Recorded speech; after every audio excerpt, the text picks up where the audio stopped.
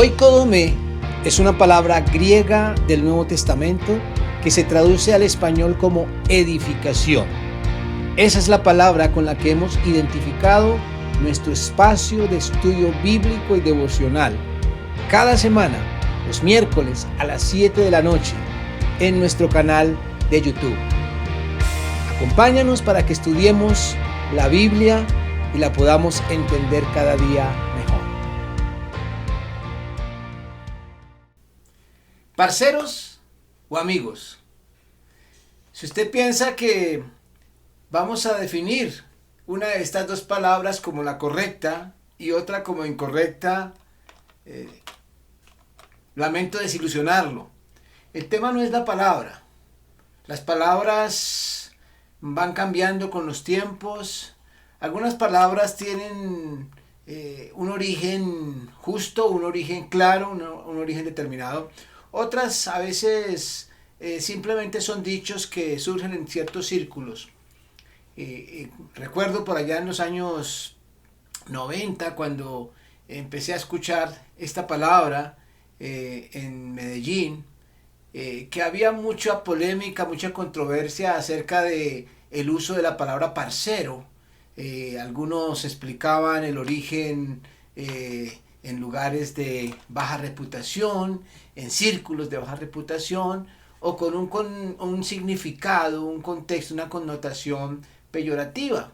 Sin embargo, con el tiempo, las generaciones nuevas que fueron naciendo empezaron a utilizar el término parcero para referirse a sus amigos, seguramente sin meditar o sin interesarse por su origen o qué significaba.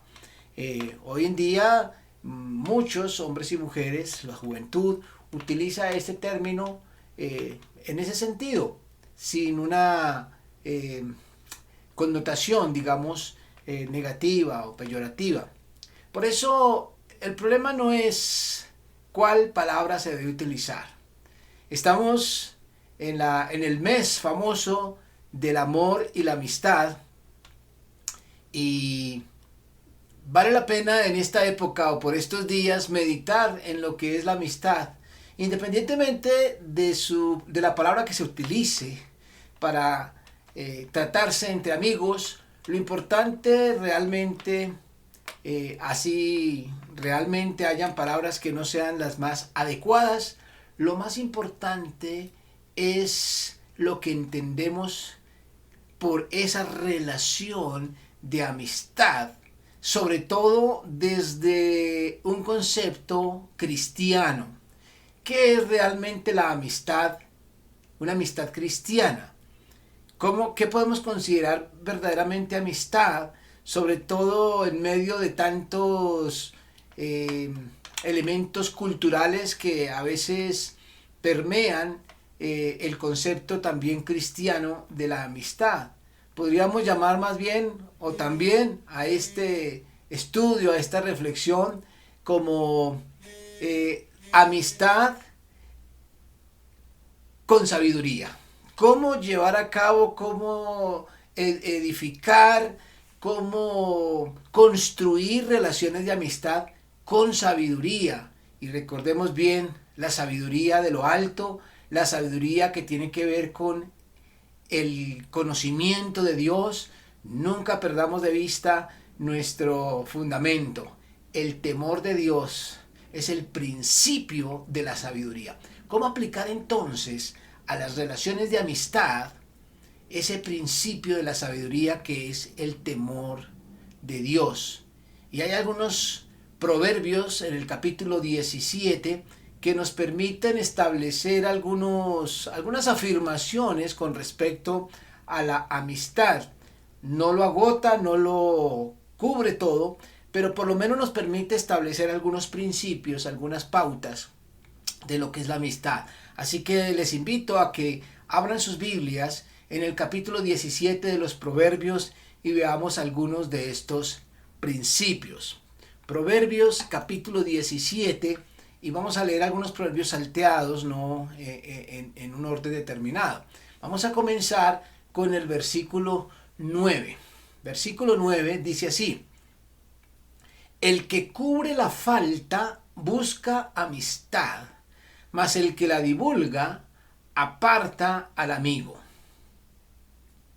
El que cubre la falta busca amistad, mas el que la divulga aparta al amigo. Esta es una traducción que hemos venido utilizando, que es la versión Reina Valera, y que seguramente al leerla algunos podrían tener una interpretación equivocada cuando habla de cubrir la falta, como si se tratara de encubrir digamos, un delito, o de alcahuetear el pecado o algo por el estilo, como minimizar o no llamar el pecado por su nombre. Pero no es lo que está diciendo. Aquí se está refiriendo a la relación de amistad, y por lo tanto es la posibilidad de que podamos recibir una falta, una ofensa, y pasarla por alto. No detenernos a ofendernos, a molestarnos y a amargarnos por una falta o por una ofensa cometida por un amigo o una amiga. Por eso la segunda parte aclara, digamos, la posibilidad de error aquí, porque dice, más el que la divulga. El problema que se evidencia aquí es el de recibir una ofensa de alguien y vivirlo contando a los cuatro vientos, vivirla divulgando, mencionando en todas partes, con una actitud un tanto de autocompasión. ¿Cómo es posible que esta persona me haya tratado así, me haya hecho daño con todo lo que yo he sido con ella? Y a veces nos empezamos a autocompadecer, como que no es justo que me hayan hecho lo que me hicieron, y nos quejamos demasiado acerca de las ofensas que nos hace un amigo o una amiga. Por eso, de este proverbio vamos a mencionar el primer principio, el primer elemento clave en el concepto de la amistad, y es este: el perdón es el mejor adherente de la amistad.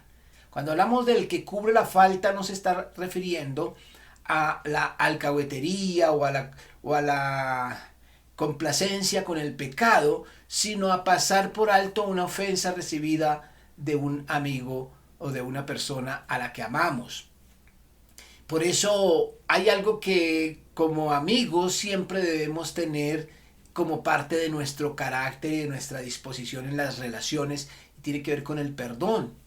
Es por eso que afirmamos que el perdón es el mejor adherente de la amistad. Noten que dice el proverbio que cuando uno divulga, cuando uno anda diciendo a todo el mundo acerca de esa falta o de esa ofensa cometida o recibida, aparta al amigo.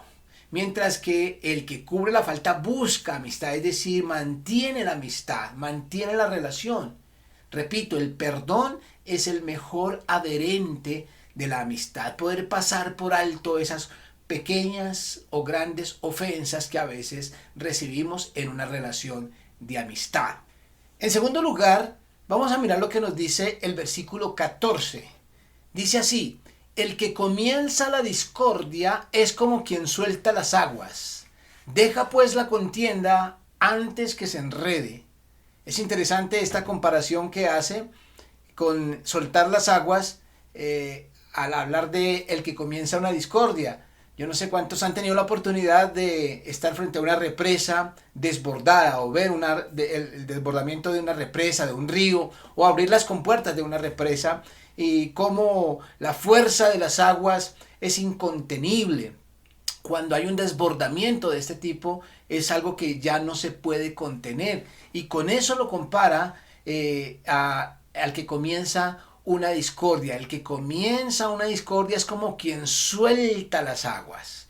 Y por eso aconseja: deja pues la contienda antes que se enrede. Cuando aplicamos este principio en el contexto de la amistad, tenemos que pensar en la forma como muchas veces en medio de las relaciones de amistad hay ciertos desacuerdos, ciertos desencuentros en temas de no poder tener un mismo punto de vista en alguna situación, y a veces esto nos lleva, incluso con las propias amistades, a chocar, a discutir, a resentir esa amistad, cuando a veces la amistad se torna un poco difícil y a veces incluso terminamos hablando mal de nuestras propias amistades.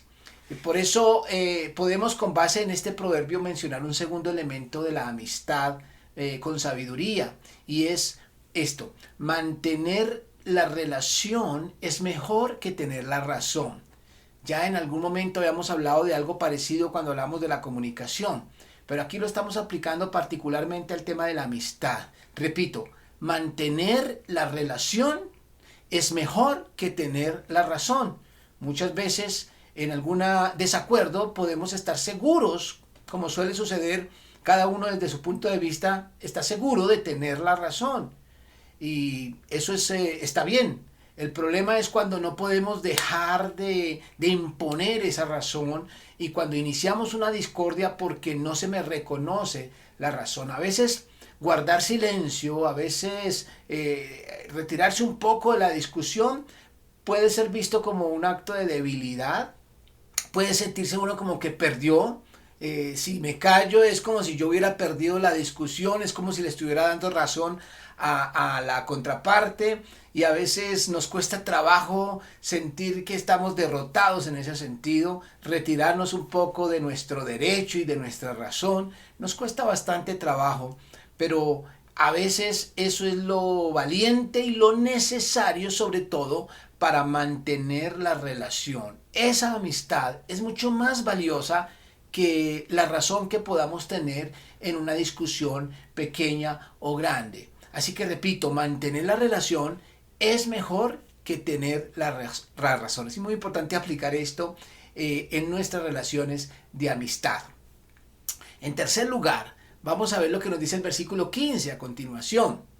El que justifica al impío y el que condena al justo, ambos son igualmente abominación a Jehová. Aquí hay dos elementos que suelen ser un dilema que se tiene cuando estamos haciendo juicios sobre una persona que comete un error. Incluso lo podemos mirar o aplicar a grandes situaciones que implican, por ejemplo, la pérdida de la libertad. En la justicia, a veces, cuando no se sabe quién es el culpable, pues se cae en un peligro, y es, por ejemplo, un impío libre, ¿sí? Alguien que ha cometido un delito y sin embargo queda libre por causa de la justicia injusta, valga la contradicción. O también puede suceder que se condene a alguien que ha sido justo, es decir, que se condene injustamente a alguien. Eso suele suceder en la justicia humana. Pero aquí, aplicándolo a la amistad, dice: el que justifica al impío, es decir, el que pasa por alto o acepta o tolera el pecado del impío, en este caso aplicándolo a la amistad, a un amigo. Aquel que ve a su amigo cometer errores, injusticias, delitos, pecados, y sin embargo lo justifica, le da la palmadita en la espalda, le acepta su mal comportamiento. Ese que justifica al impío. Y el que en cambio condena al justo, habla mal del justo, lo señala, lo condena, de pronto porque es enemigo de mi amigo. Y a veces tenemos ese principio de que el que es enemigo de mi amigo, pues también resulta siendo mi enemigo. Entonces termina uno condenando a alguien injustamente, simplemente porque está en disputa con un amigo mío y yo quiero proteger a mi amigo, y entonces termino también condenando a esa persona, a pesar de que yo soy consciente de que esa persona no ha hecho nada malo. O que mi amigo, que sí ha hecho algo malo, yo termino dándole una palmadita en la espalda y diciéndole: eso no fue nada, tranquilo, aparentemente mostrando amistad, mostrando compasión, pero realmente muchas veces es una forma de alcahuetear. Por eso decíamos que en el primer proverbio que leímos no está hablando de alcahuetear el pecado, porque aquí claramente con unos versículos más adelante solamente nos está mostrando que esa no es una buena práctica. En el versículo 9, cuando habla de pasar por alto la ofensa o pasar por alto la falta, no se refiere a la alcahuetería o a la injusticia, sino al perdón. Pero aquí está hablando que el que justifica al impío y el que condena al justo, dice: ambos son igualmente abominación a Jehová. Es decir, son cosas que Dios detesta. Que justifiquemos al impío, que le alcahuetiemos el pecado o que condenemos injustamente a alguien. Con este principio podemos, o con este proverbio podemos llegar a un principio, a un tercer principio, y es este. Una cosa es la amistad y otra la complicidad. No confundamos. Una cosa es la amistad, otra cosa es la complicidad. No podemos ser cómplices de la injusticia, del pecado, de la maldad, simplemente por mantener o por aparentar una relación de amistad en donde llegamos a ser cómplices de los delitos, de los pecados, de la maldad, de la injusticia de otras personas. Cuando la injusticia está de por medio, tiene que ser demandada o denunciada, confrontada, independientemente del peligro en el que pueda estar una relación. Una cosa es, como lo decíamos en el principio anterior, de poner un poco la razón para mantener la relación, y otra cosa es alcahuetear el pecado, la maldad y la injusticia. Por eso me parece que son complementarios estos principios. Una cosa es la amistad y otra es la complicidad. En cuarto lugar, miremos lo que nos dice el versículo 17. En todo tiempo ama el amigo, y es como un hermano en tiempo de angustia. Este es muy conocido y quiero reiterarlo porque aquí hay algo que se puede esconder detrás de lo que estamos leyendo.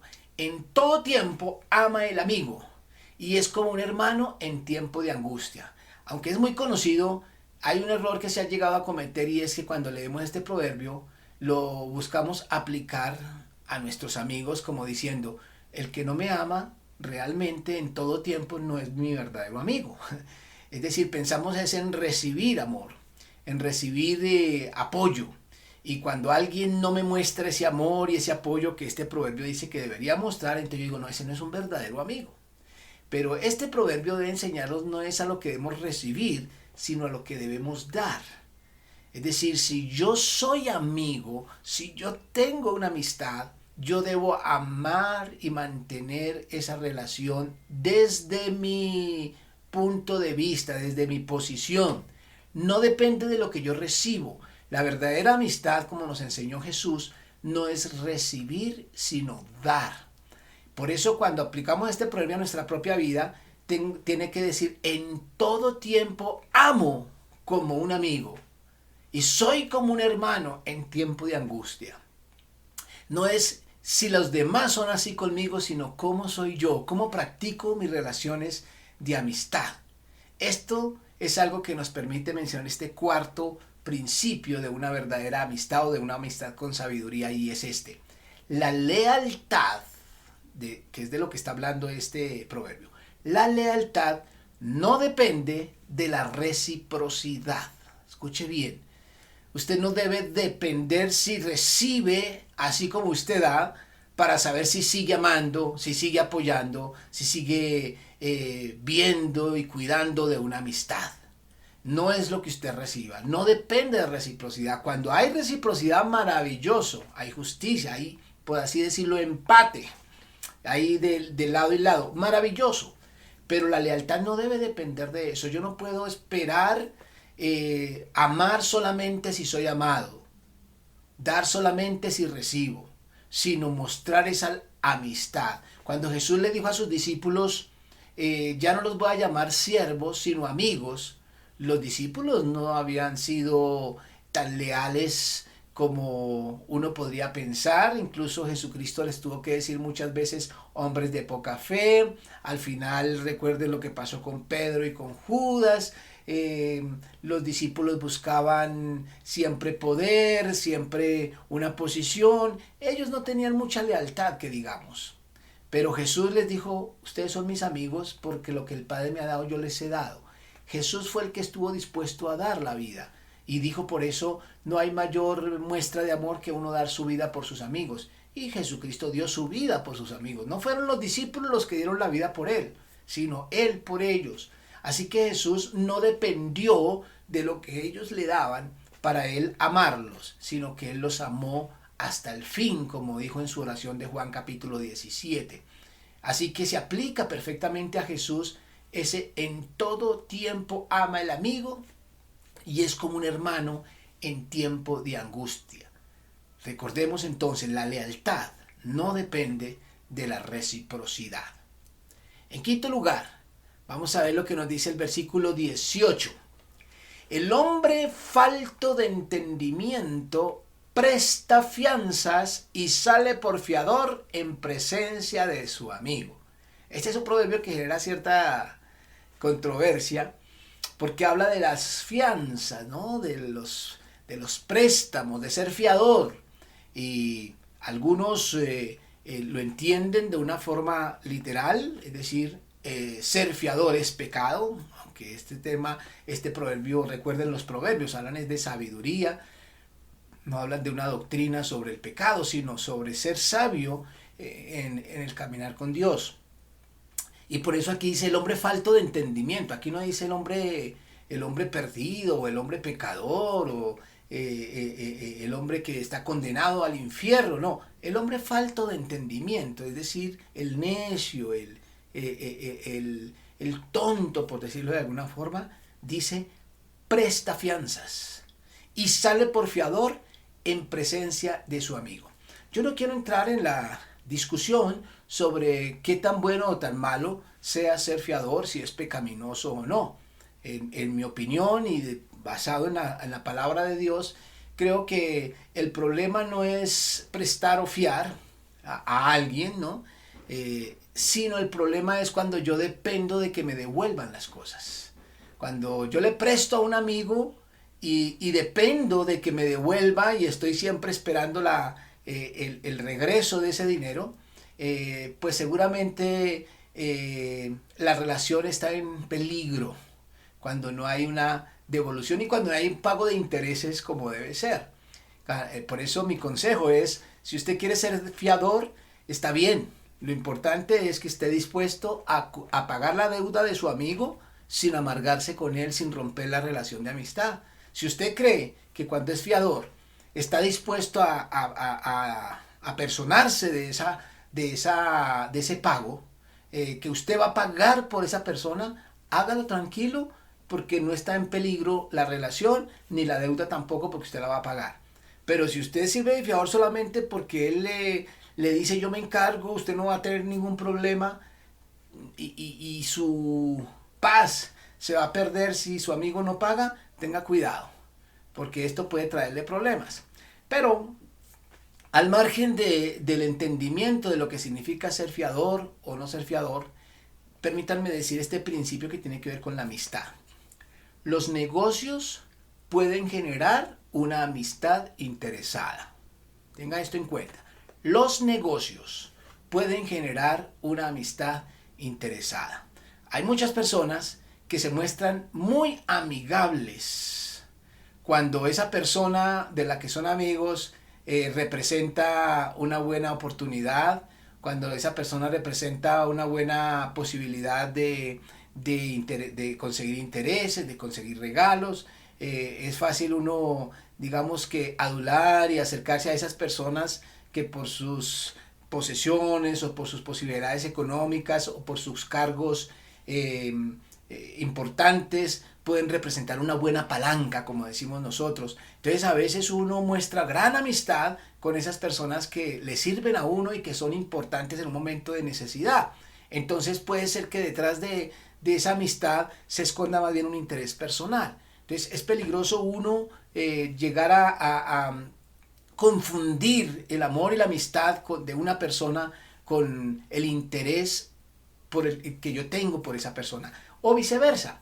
Muchas personas le muestran a uno esa amistad, esa adulación, esos elogios, hablar maravillas de uno, y uno cree que que están mostrando amistad, pero a veces van detrás de algún interés particular.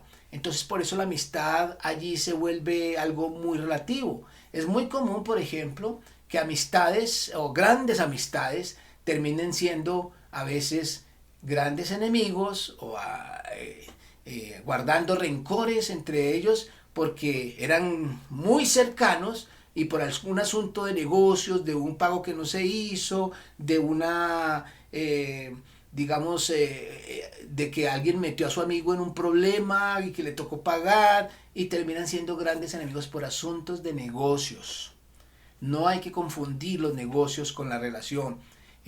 No, yo no voy a satanizar el tener a negocios con amigos, pero el problema es cuando la amistad es solamente una fachada para guardar una búsqueda, un interés particular. Los negocios pueden generar una amistad interesada. Tengamos cuidado con eso.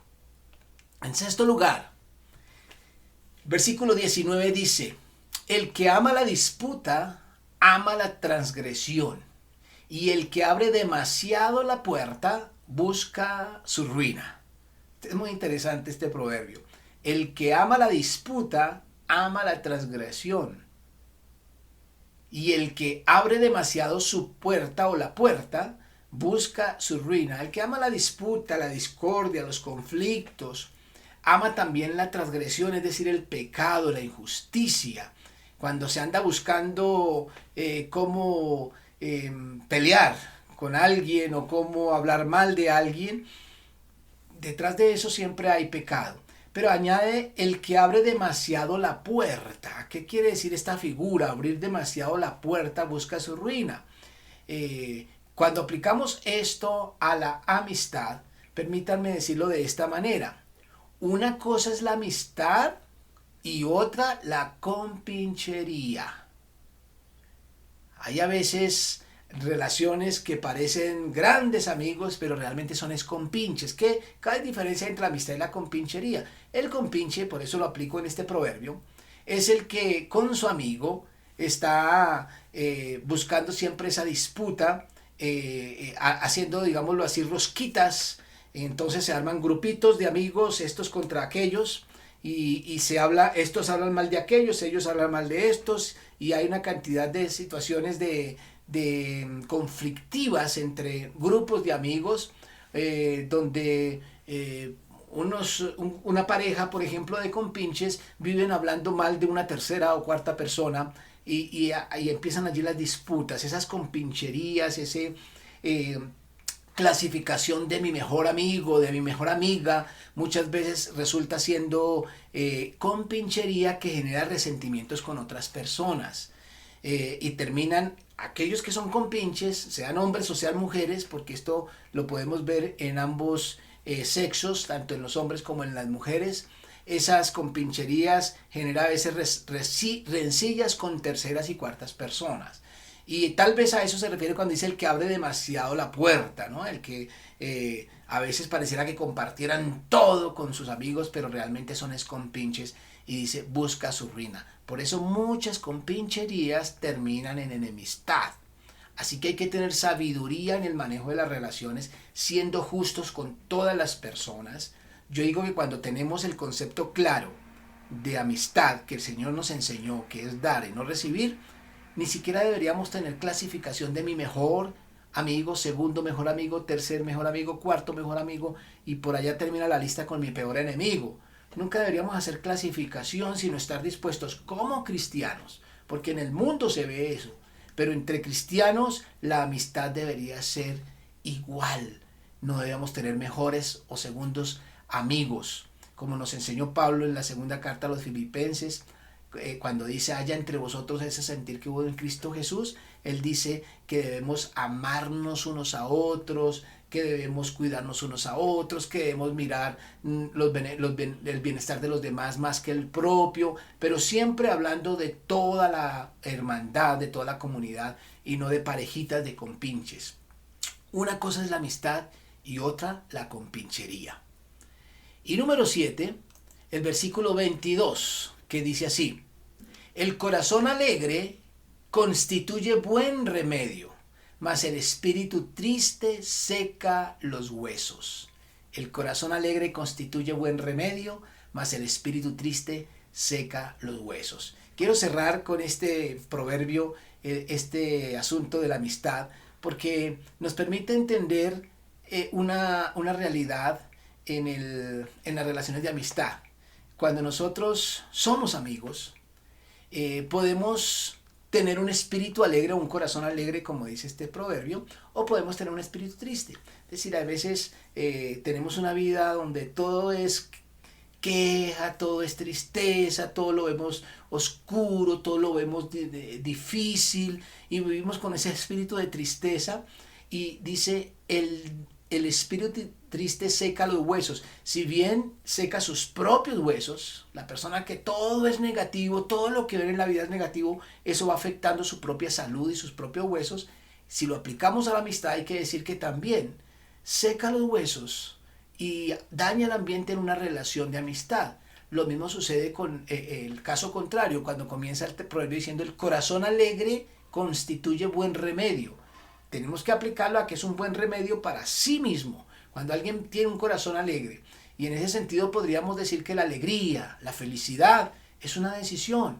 Yo puedo decidir estar feliz, porque la felicidad no depende de las cosas que me rodean, sino de mi actitud frente a las cosas que me rodean. Así que si las cosas porque yo no puedo controlar las cosas que me rodean, yo no puedo cambiar el mundo que me rodea. Yo puedo cambiar es la forma como yo enfrento las situaciones de la vida. Si yo lo enfrento con disposición, con alegría, con coraje, eso es un remedio para mis huesos, pero también es un remedio para mis amistades. Por eso permítanme terminar con este séptimo elemento. Mi amistad puede curar o puede enfermar. Yo decido. Mi amistad, no estoy hablando de la amistad que otros me brindan a mí, sino lo que yo doy. Mi amistad puede curar, traer sanidad a mis amigos o puede enfermar. Ahí es cuando hablamos de relaciones tóxicas. A veces hay tanta queja y tanto negativismo alrededor nuestro, tanta falta de fe, que lo que hacemos es traerle tristeza a nuestras amistades. Por eso repito, mi amistad puede curar o puede enfermar. Yo decido. Que en este supuesto mes de la amistad sepamos construir relaciones de amistad donde no importa si usted quiere decirle a su amigo, a su amiga, a su hermano de la iglesia, amigo, hermano o parcero. Lo importante es que conserve estos 7 principios que le permiten practicar una relación con sabiduría. Feliz día del amor y la amistad para todos ustedes. Un abrazo, un beso para todos y que Dios les bendiga. En mi mayor dolor al ser mis ojos hacia ti, con brazos